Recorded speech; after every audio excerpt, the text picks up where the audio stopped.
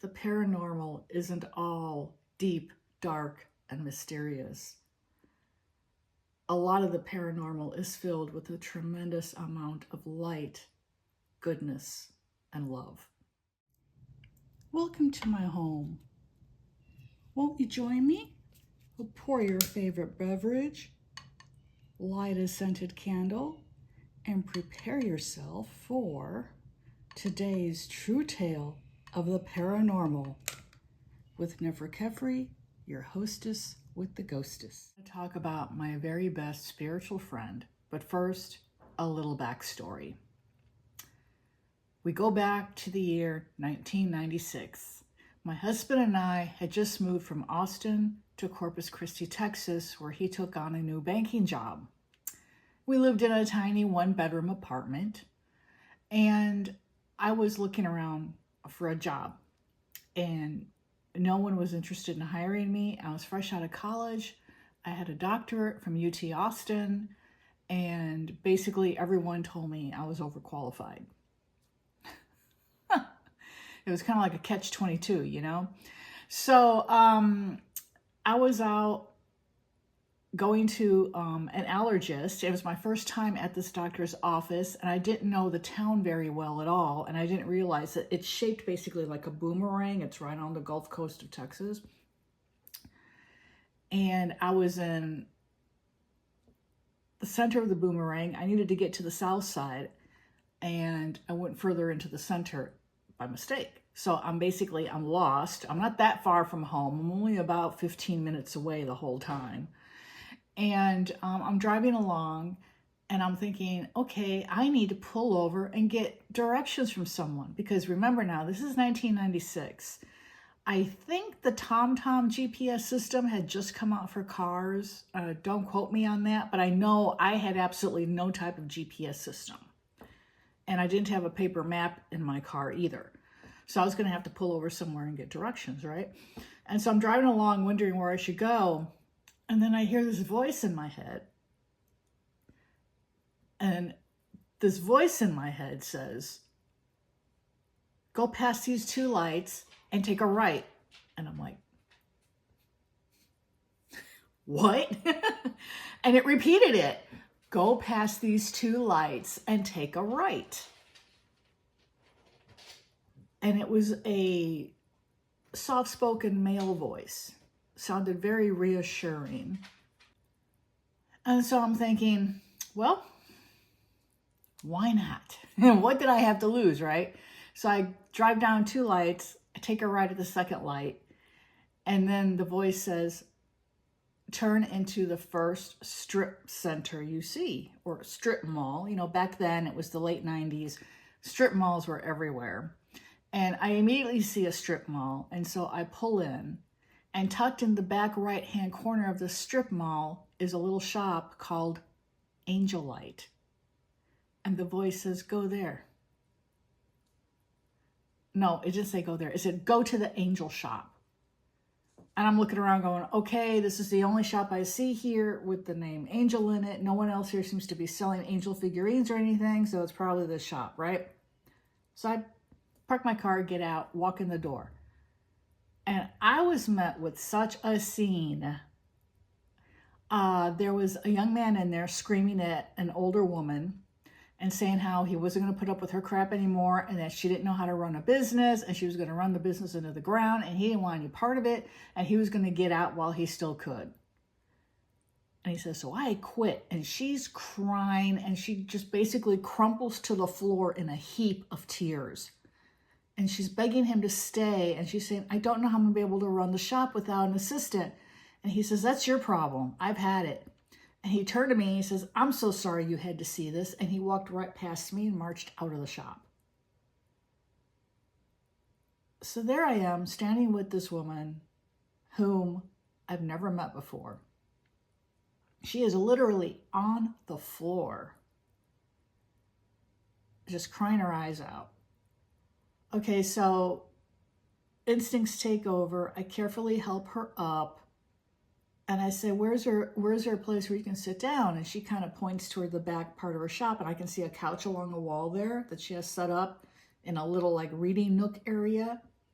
So, and this place was a gift shop, what appeared to be a gift shop at first glance. So I take her over there to the couch. I sit her down. I said, would you like some water? And she nods, and then she points, and there's this, because she's crying. She can't talk. There's this hallway. I said, don't worry, I'll find it.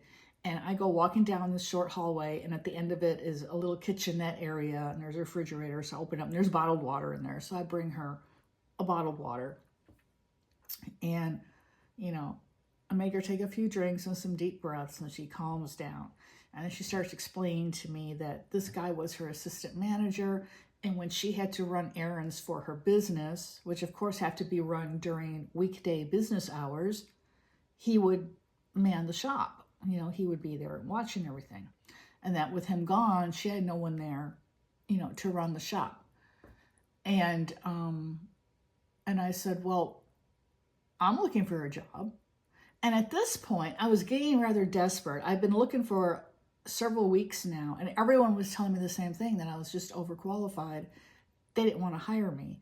And I was applying for all sorts of different jobs. And at this point, it was like, if I have to work retail to get a paycheck, I will work retail to get a paycheck. And there's nothing wrong with working retail. I'd done it before, you know, no big deal, right? You know, it's honest dollar. So, she says to me, well, what are your qualifications? And I was just like, I've got a copy of my resume right here. And she says, oh, you've been out looking? I say, yes, I've been looking for a while now. And she glances over it. She goes, oh, you're highly educated. And I said, yes, I am. Please don't hold that against me. Everyone else is holding it against me. She says, really, why? I would love it if I had a highly educated person working here. That would be such an asset. And I'm like, oh, really? And she asked me a few more questions. She asked me if I knew how to read tarot cards. And I was just like, yes, I've been reading for 20 years. Remember, the year was 1996. I began reading tarot in 1976. And she says, that's fantastic. She says, I have a deck here. Do you think you can use it to give me a reading? So I can just see, you know, what your style is and see if it is in keeping with the style in which we do readings here. And, you know, at this point, I started putting two and two together. The name of the shop was Angel Light. She's asking me if I can read cards. So evidently I would be doing card readings there. So I figured it was some sort of New Age book/gift shop. And I said, yeah, sure. So she got out the Rider-Waite-Smith, which is the granddaddy of all tarot decks. And I gave her a reading with it, and she liked my style, and she hired me on the spot as her new assistant manager. It never would have happened if I ignored the voice I heard in my car telling me to go down 2 lights and take a right. So, and I'm telling her about this, right? And she's like, oh, that must have been one of your angels. How wonderful that they guided you right here. I said, yeah, it's crazy, you know. And at this point, I hadn't really heard voices very much in my life. Once in a while, I'm what you call clairaudient. Clairaudient is when you can hear the voice of spirit giving guidance, and hear guidance from angels. And, you know, so I figured maybe that was it. I wasn't too sure.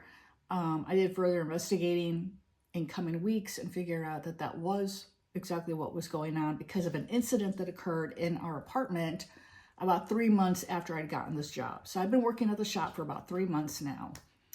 And I was doing readings and developing a clientele there, people who would request me. She had one other reader there at the shop also who already had her own set of clientele. So she was set, good to go. Me, I had to kind of build mine up. And home in our apartment, and I was feeling kind of, I wouldn't say depressed, but I wasn't happy. I really hated our apartment. It had a very dark, oppressive energy, not inside the apartment, but immediately around it. And it was one of like about 20 buildings in this complex of 2-story apartment buildings. And I don't know, it's like every time I went out to my car, I could feel it. And so it was kind of getting to me that day, because it was like to the point where I couldn't go sit out on our tiny patio because it just didn't feel good to me out there, you know? And so I wasn't getting much sunlight or anything. And so I think it was that kind of like, what do they call it? Seasonal, is it seasonal affective or seasonal affective disorder or something, where the change in the seasons affect you emotionally. And it was just going from fall into winter there in Gulf Coast of Texas. So a lot of rain, a lot of dreary gray days in a row, you know, that's our winter weather basically here. And so I was feeling kind of down and everything. And all of a sudden this voice says to me, "Why are you sad?" And I'm like, again, we have 2 cats. Neither one could talk, right? And so I'm kind of looking around going, wait, what? And the voice says again, "Don't be sad. Aren't you enjoying your new job that I helped you find?" And I'm like, oh, wow. And then I recognized the sound of the voice. It was the same voice I'd heard in my car that told me to go down 2 lights and take a right. And so being raised Catholic and knowing that you're not supposed to really be, you know, convorting with spirits, as they say, I said, "I charge you in the name of Jesus Christ, tell me who you are." Because whenever a spirit makes its presence known to you, it has to tell you the truth if you invoke the name of Christ. There's nothing in the universe that has more power than the name of Jesus Christ. Nothing. And so I said that. In the name of Jesus Christ, tell me who you are. And the voice says, "It is I. It is he who is like unto God. I am Archangel Michael, Prince of the Heavenly Host." And then I don't know if the voice stopped talking or if I just went into so much shock that I was incapable of hearing anything else. But to me, at that point, there was like silence. And I'm sitting there in my husband's recliner going, no way. No way. Now, what was interesting about this is that growing up, my dad, I was raised Catholic, and my dad, of course, was raised Catholic. So was my mom. My dad had a very strong devotion to the Virgin Mary, specifically the Virgin of Guadalupe, because, I'm of Mexican-American descent. And he also had a strong devotion to Archangel Michael.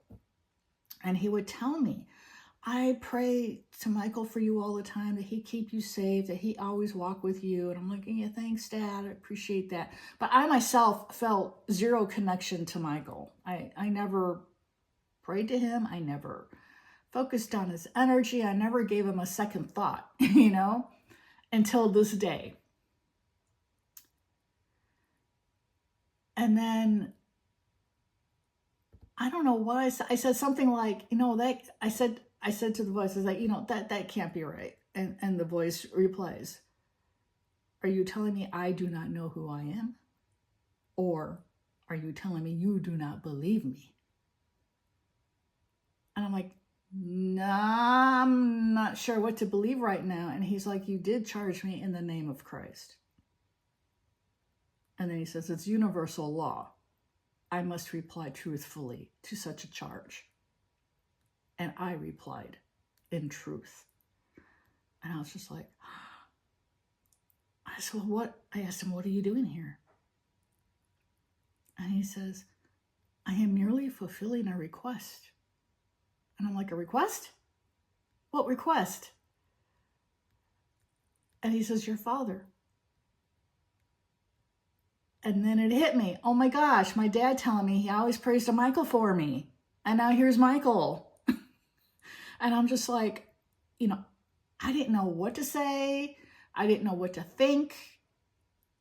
And I knew how I was feeling. I was feeling absolutely shocked and also frightened, because we're always told angels aren't these fluffy, cute little cherubs with wings. They're these huge, gigantic, absolutely terrifying, creations of God that, can defeat and combat any evil, and especially Archangel Michael, he's like, he's the badass of heaven, he's the one who kicks Lucifer out of heaven and casts him and his cohorts into the abyss. So, again, I was just flabbergasted, and I just sat there and I didn't know what to say, so I didn't say anything.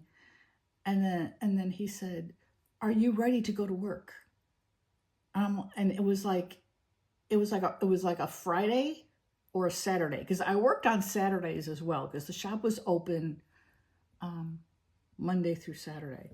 And I had just gotten home from work, like about an hour before or something like that. And I said, "Well, I just got home from work." He goes, "No, I don't mean that type of work. I mean working with me. Are you ready to work?" And I was just like, "Okay." And he said, "I will be back when it is time to begin our project." And I was just like, "Well, when is that going to be?" No reply. He was gone. So my husband comes home from work, and I'm telling him this, and he's just looking at me like, my wife has lost the plot, And so he proceeds to make fun of me and stuff, and that's just his way. He's kind of a doofus. And it also just kind of rubbed his Christian sensibilities a bit too much, because he's a born-again Southern Baptist, which is as fundamentalist as you can get without actually being a fundamentalist. And so it totally rubbed him the wrong way. And I was like, "Look, I'm sorry, but I'm just telling you what happened." And because he says he's coming back, and if you're here at home, I don't know when he comes back, I don't know what could happen, And he's like, "Okay." He's like, "I'm trying to get my head around this." He says, "But I need a sign." I said, "Like what?" He goes, "I don't know, but I need some sort of a sign that you haven't gone crazy."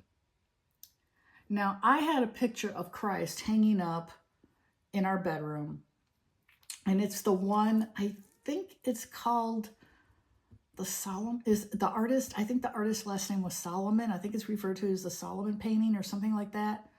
I'll Google it, and I'll put the correct name down here along with a picture of the painting I'm speaking about, because this painting hangs in millions and millions of homes. And so I had this picture hanging up in our bedroom, and it was hanging up over our computer desk that was also in the bedroom. And, my husband had asked for a sign, right?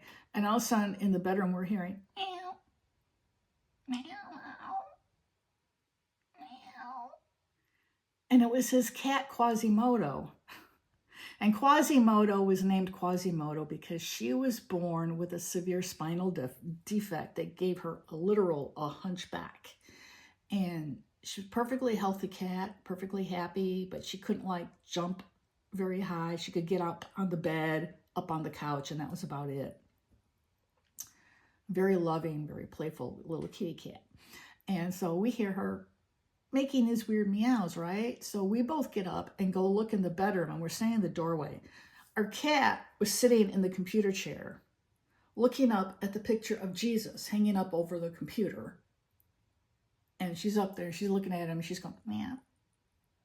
And then she'd be quiet. And then she'd go, meow. And then she'd tilt her head like she's listening. And then, meow.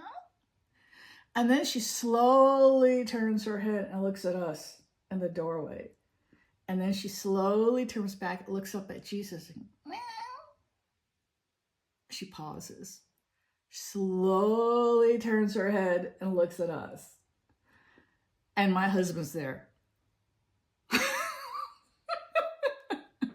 And I'm like, wow. I mean, my mind was so blown at that point. I was like, and I turned to him, I said, "Our cat's talking to Jesus."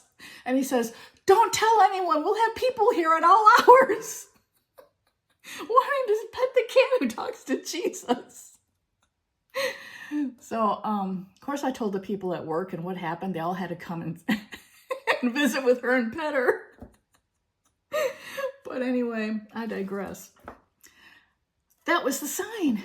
He had asked for a sign. He was immediately given a sign. And then he said to me, always charge this voice in the name of Jesus to tell you who it is, even if he talks to you 50,000 times. Do it every single time. And he said, and always be sure that he's telling you uplifting, positive things. If it ever starts to go dark, you're going to have to do something to get rid of it. I'm like, yeah, you're absolutely right. Absolutely. Even to this day, this began in October of 1996. Even to this day, every time Michael comes through to me, I always charge him in the name of Jesus Christ to tell me who he is. And he always goes through his spiel of who he is and his titles. And, you know, if he gives all his titles, it takes like about 2 minutes for him to run through them all.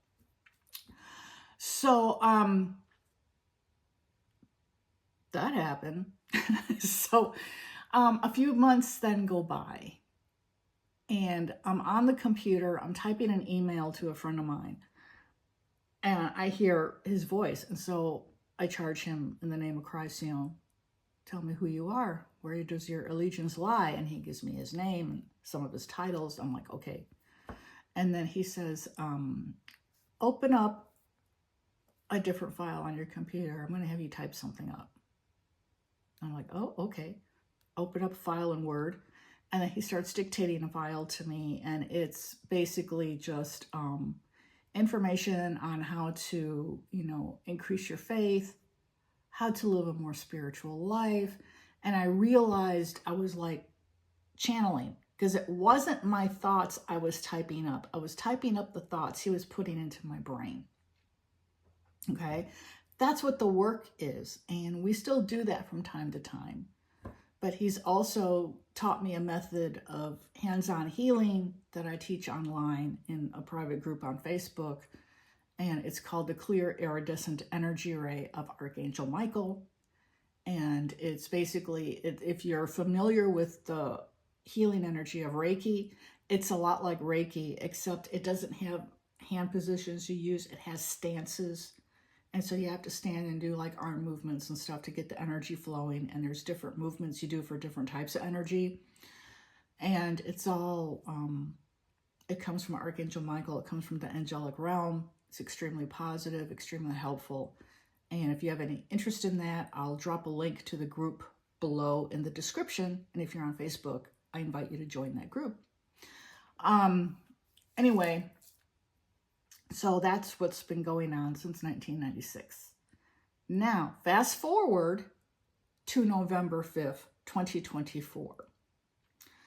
I was scheduled to go in and have cataract surgery done. I had my right eye done on November 5th. I'm going to have the left eye done in December. And as you all notice in looking at me, looking into the camera, you know this eye goes off. It is a weak muscle, so that eyeball isn't strong enough to be centered, and I can focus through it, and then my eyes will switch. But I won't do that and freak you all out. But anyway, I started to develop cataracts about 8 years ago, and I'm 61 now. And I have this fear of anything happening, being done to my eyes medically. I always have, and it stems from a doctor I had, my very first eye doctor, dressed like a mortician, had a bald, polished head and black rimmed glasses and was mean. And I had to go see him from the age of like 6 until like, I think 10. And it was just a nightmare. It was a nightmare. And so he instilled in me such a fear of eye doctors I have to this day. So knowing I was going to have this surgery done, I was freaking the hell out. The night before, I got no sleep. Absolutely zero sleep. I just laid there with my eyes closed. I prayed all night long. And toward the morning, I heard Michael's voice. And obviously, you know, I know who he is, but I still always charge him in the name of Jesus. And I did that. And he gave me his name and his titles and all. And then he says, know that I am with you. He says, and I will literally hold your hand. And I'm like, oh, I started to cry a little bit, you know. I'm like, oh, thank you, Michael, you know. And so then about an hour later, we have to get up and get ready and go to the surgical center. And I'm there feeling like total crap. And they're telling me, oh, that's no problem because we're going to give you drugs. You're going to be feeling really good. You're going to go home and have a nice long sleep. I'm like, okay, if you say so. So they're getting me ready. There's two nurses there. They're prepping me and everything. And they have to give you an IV, and there's calming medication they give you, and there's pain medication. So when you actually have the procedure done, you're just literally looking at a bright light and you feel absolutely nothing. And they say that they put something on your face to hold your eyelid open for the procedure. I didn't feel that. I didn't see anything go on my face. And it's like, it's a really bizarre feeling. It's like you're still in your body, but you have absolutely no control over anything. So I don't know if a paralytic had been administered to me as well. Probably, I don't know, but that's kind of what it felt like. And so anyhow, prior to the procedure, the nurses are prepping me, and then these two female nurses go off and they say, someone else will come and bring you into the surgical room. I'm like, okay. So I'm laying there all ready to go. And this guy comes up and he says, hello, would you please tell me your name and date of birth? And I tell him, and he looks at my band. He says, yes, that's correct. I'm like, yay. And he says, it's nice to meet you. My name is Michael. And I'm like, oh, really? He says, yes. And he's got a big grin on his face. I'm like, well, hi, Michael. He says, hi. And my husband's right next to me, right? And he's not saying anything. I'm not even sure he was paying attention, but because he was looking at something on his phone.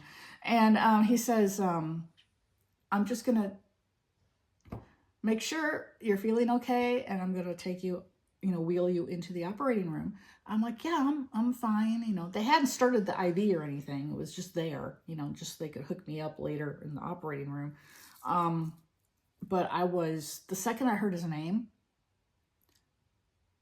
all of my fear, all of my anxiety lifted. I just felt it lift.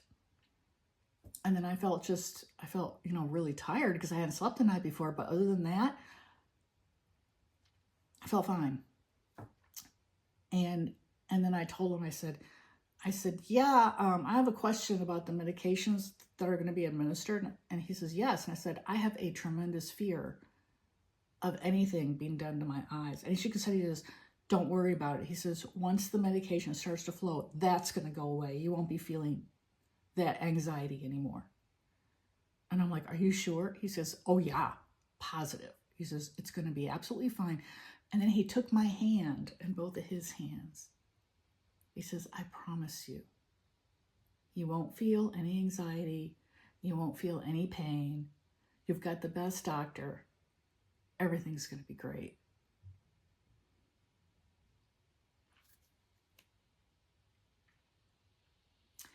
Archangel Michael fulfilled his promise to me. On November 5th, 2024. And then I was wheeled into the operating room. And they did some more prep, and the drugs started to flow, and I was out of it, and everything went great. So I just wanted to share my special connection with Archangel Michael, with all of you, and to let you know the paranormal isn't all deep, dark, and mysterious. A lot of the paranormal is filled with a tremendous amount of light, goodness, and love. If you enjoyed this experience, I ask you to hit the like button, subscribe to my channel, hit the notification bell so you receive a notification each time I post a video. I post Wednesdays at noon Central Standard Time. I thank you all for tuning in. This is Nefer Kefri, your hostess with the ghostess, wishing you a blessed day ahead.